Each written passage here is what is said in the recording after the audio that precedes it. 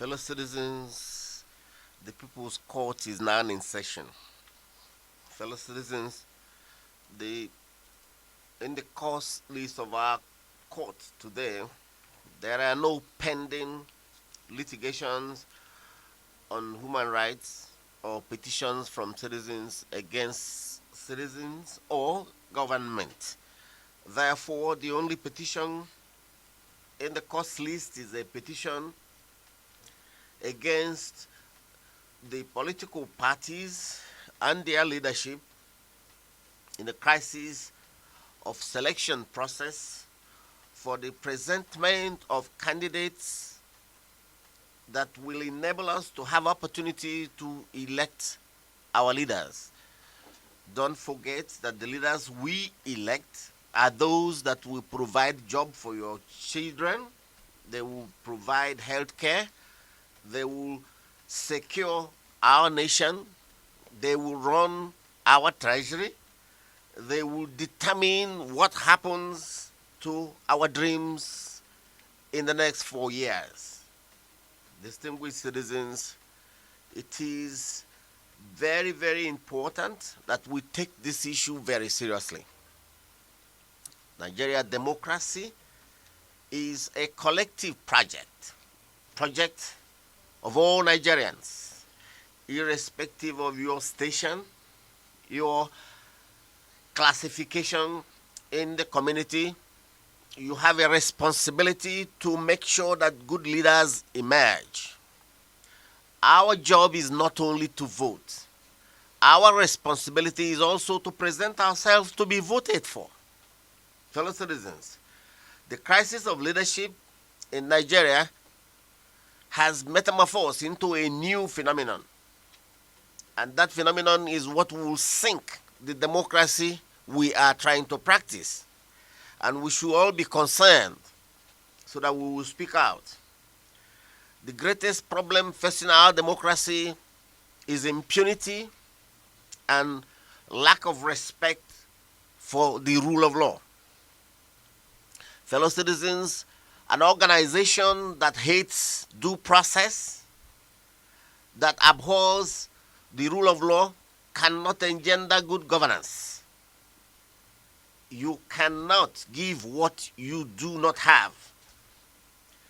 The process of adoption of candidates for presentment in election, be it by anointing, be it by fathering the candidates or joining in a joint ticket, is illegal. Citizens, in this morning, I want you to critically examine Section 87 of the Electoral Act 2010 as amended.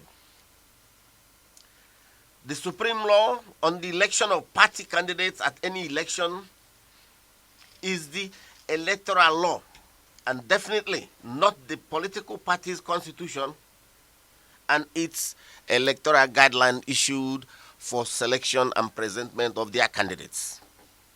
Fellow citizens, you must bear in mind that the political party belongs to Nigerians. It is our party, irrespective of that you have not subscribed to its membership. When you subscribe to its membership, you take ownership of the party. We have so much alienated ourselves from the process of selecting leadership that we are now having a very serious problem. If we allow the politicians, they will truncate democracy.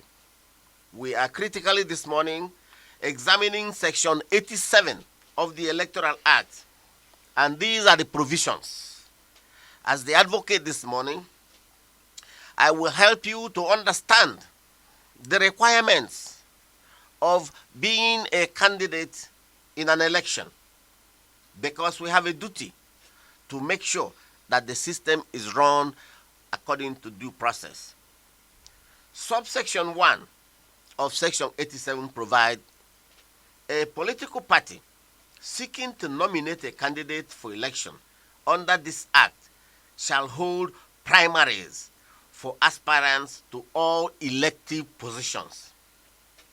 Fellow citizens, I repeat, shall hold primaries for all elective positions.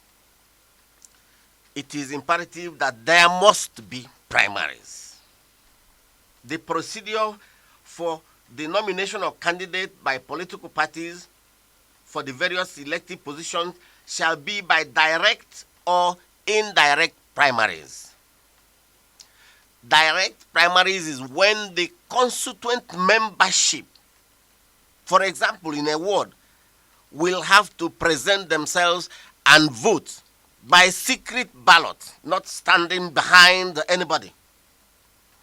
Or the indirect primary is when the constituent members will now act through proxies, and these are the people you call delegates.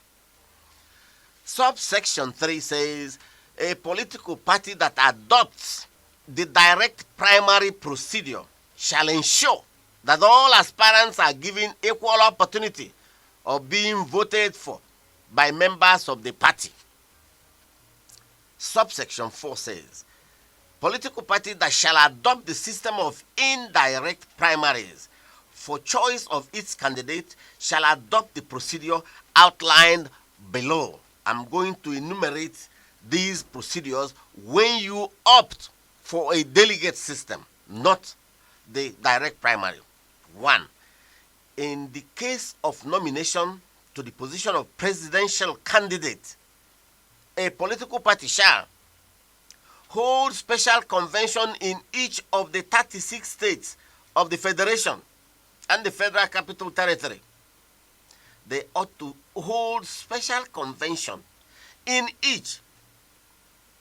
It did not say in some of, including the Federal Capital Territory, where delegates shall vote for each of the aspirants at designated centers in each state capital on special dates. What it means is that on that day, in each state, you will call and put the ballot boxes for the people who have presented themselves to be president from that party. And the delegates will vote in each state. And then a national convention shall be held for ratification of the candidate with the highest number of votes. That is step 2. All those voted for at the states and the capital territory will go to a national convention to ratify the selection process. Sub 3.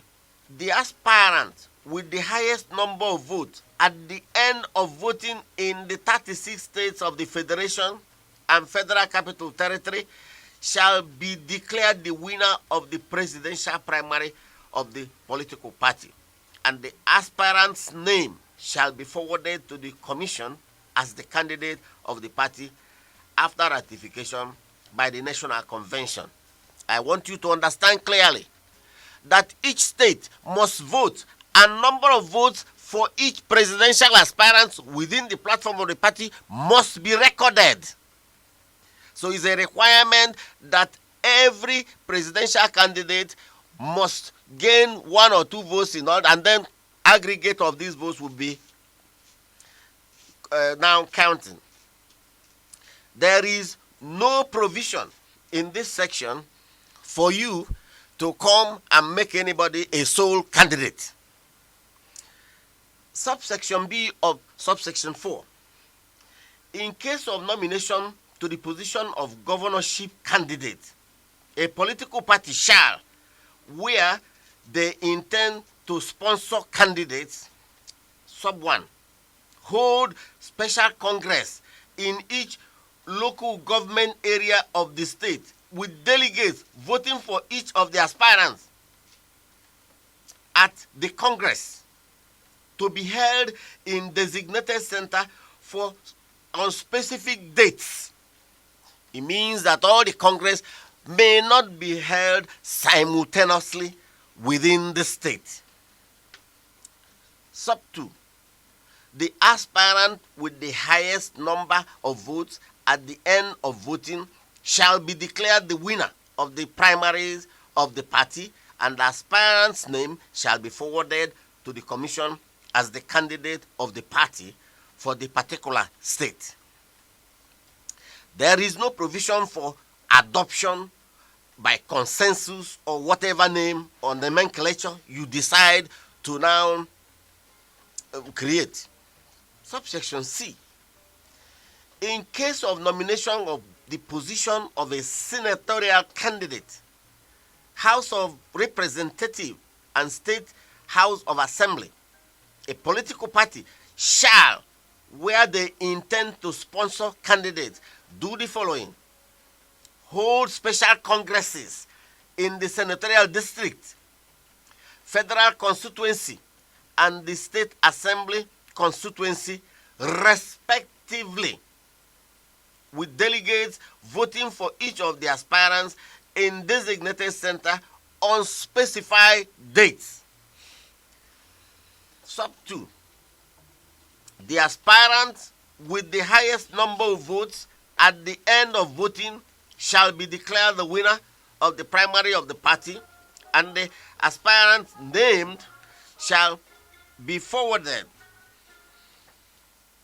to the commission, that is INEC, as the candidate of the party.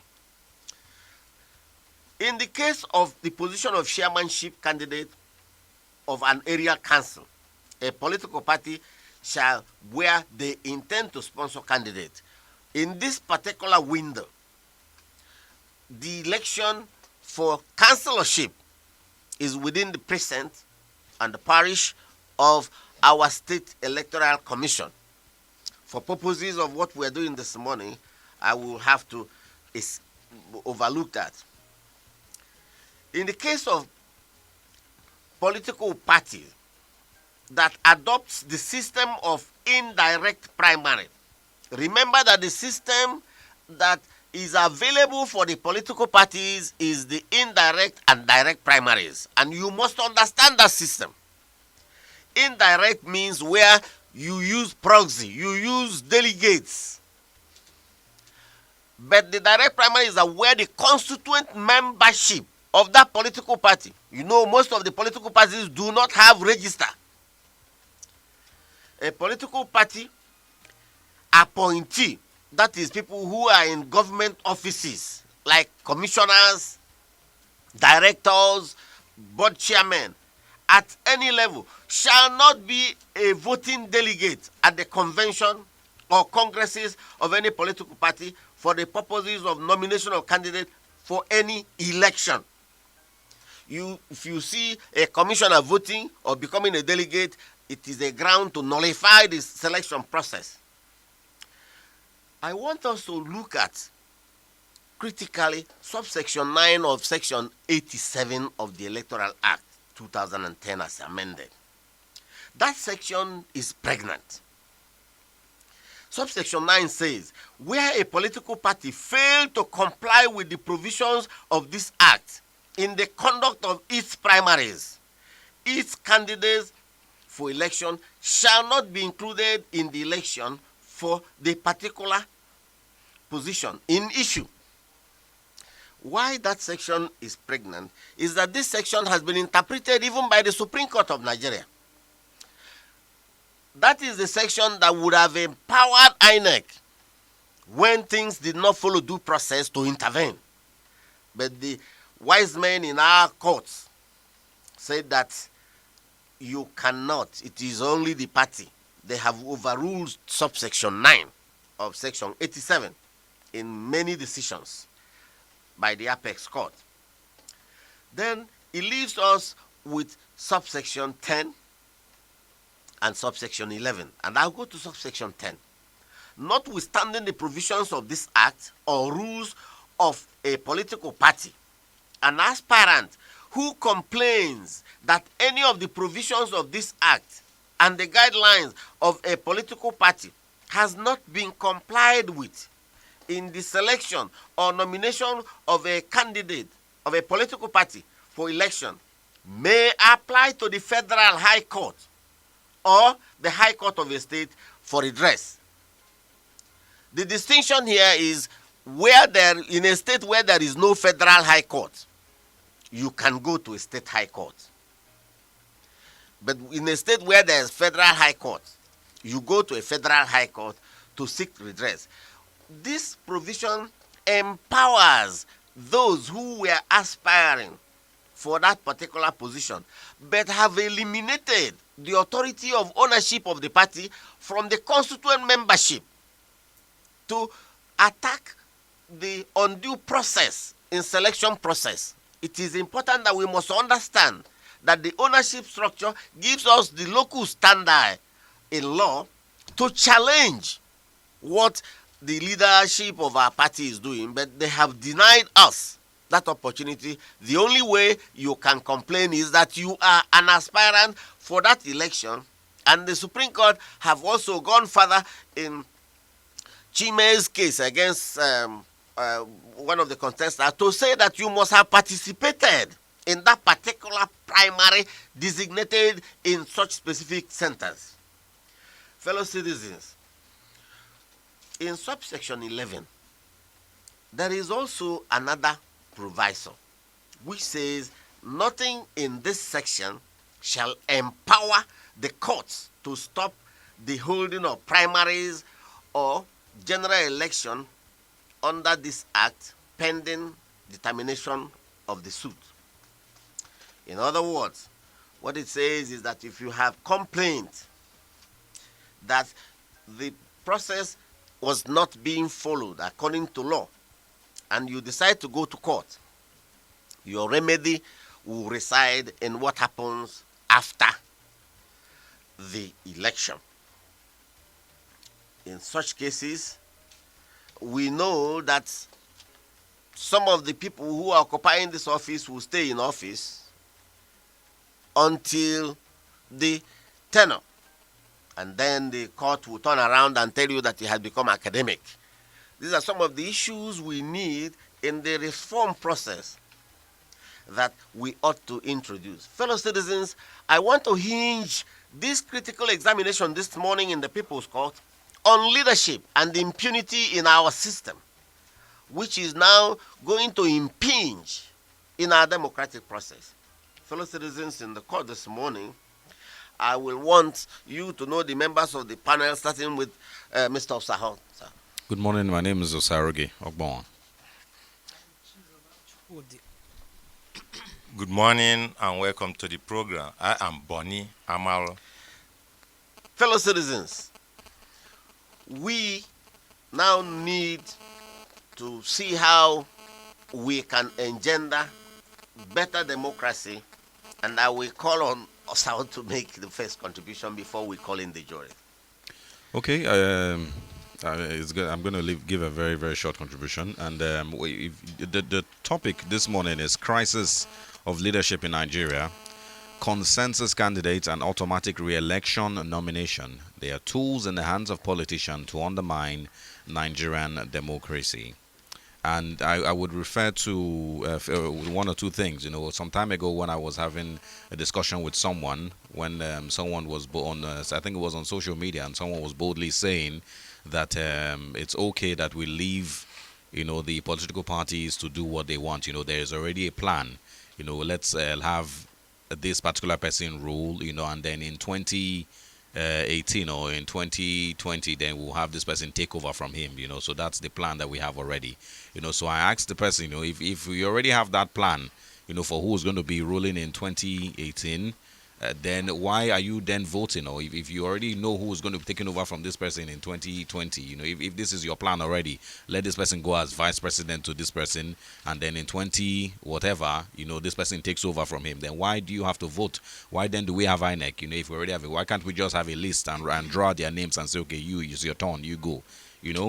I read something on, I think from the Punch newspaper. It says it is simply not democratic, and it reminds you of when Barack Obama was endorsed by his party's bigwigs to contest in the U.S. presidency.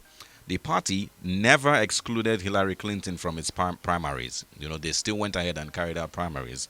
And then there's A professor in the Department of Political Science in University of Ibadan, Professor Adigun Agbaja, he said that the basic elements of democracy are lacking in Nigeria or are being trampled upon in Nigeria.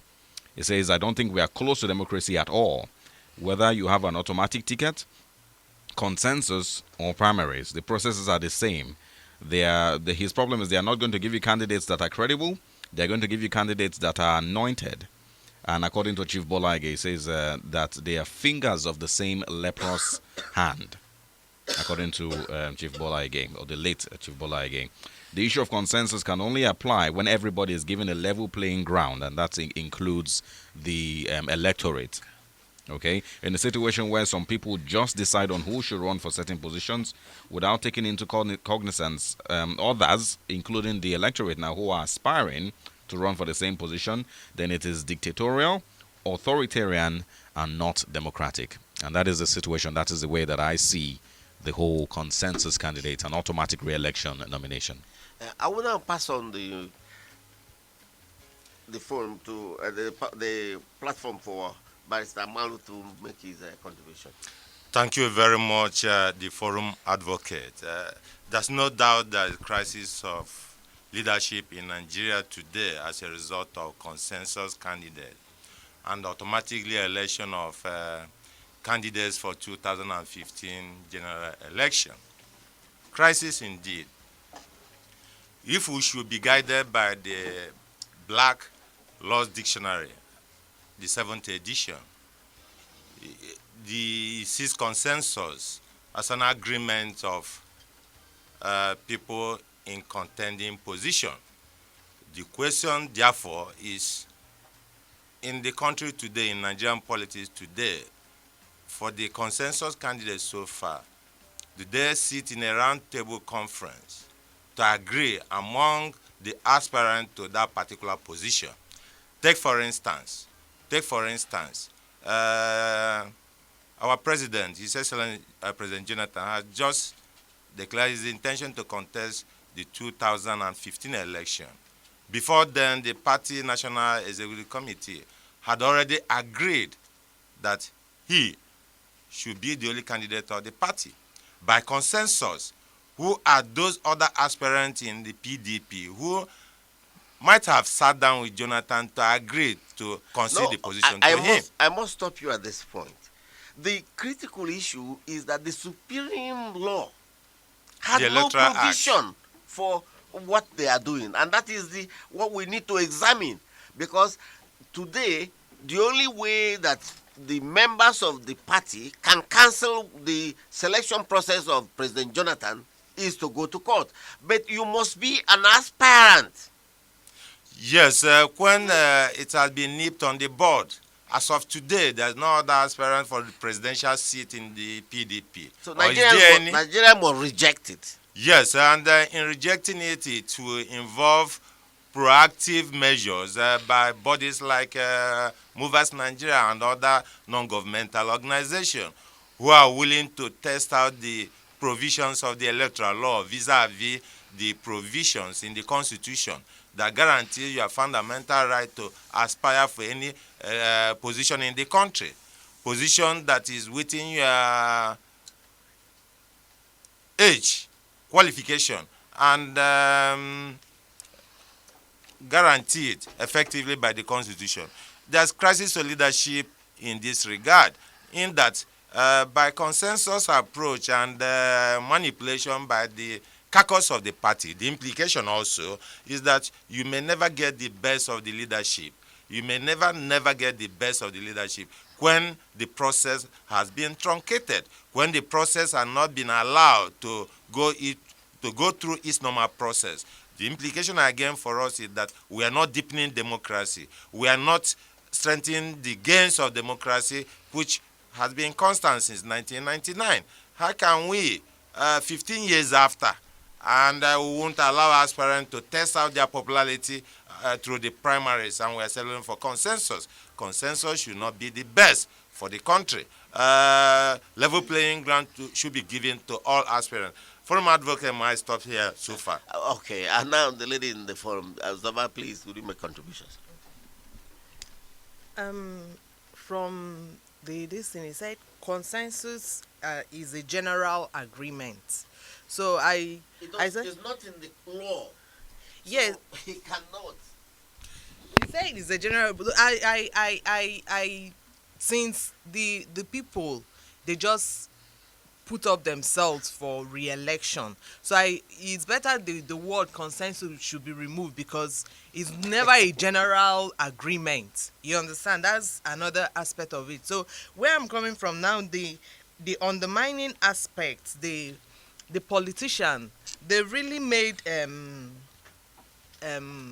politics in Nigeria, democracy in Nigeria, ineffective.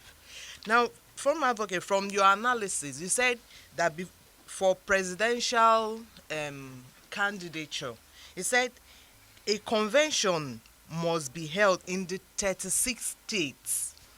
Now, the question I want to throw now, since convention was not really held in the 36 states of the 36 states now, and a national convention was held, how do you now? They have not held a national convention. Okay, but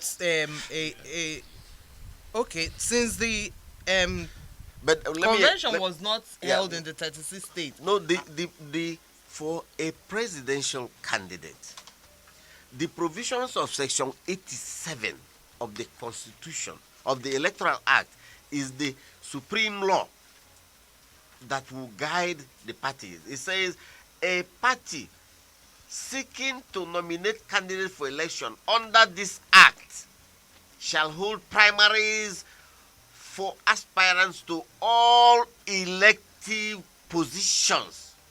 There is no exception. Then it went further to show that the procedure with which you run the primaries, it says a party that adopts the direct primaries procedure shall ensure that all aspirants are given equal opportunity of being voted for by the members of the party. Then it went further to show that there are only two systems of producing a candidate. Is either by indirect or direct primary. And it goes further to say that in the case of nomination to the position of presidential candidate, a political party shall, has no election, has no option in this position, hold special convention in each of the 36 states of the federation and the federal capital territory, where delegates shall vote for each of the aspirants at designated centers in each state capital on specific or specified dates.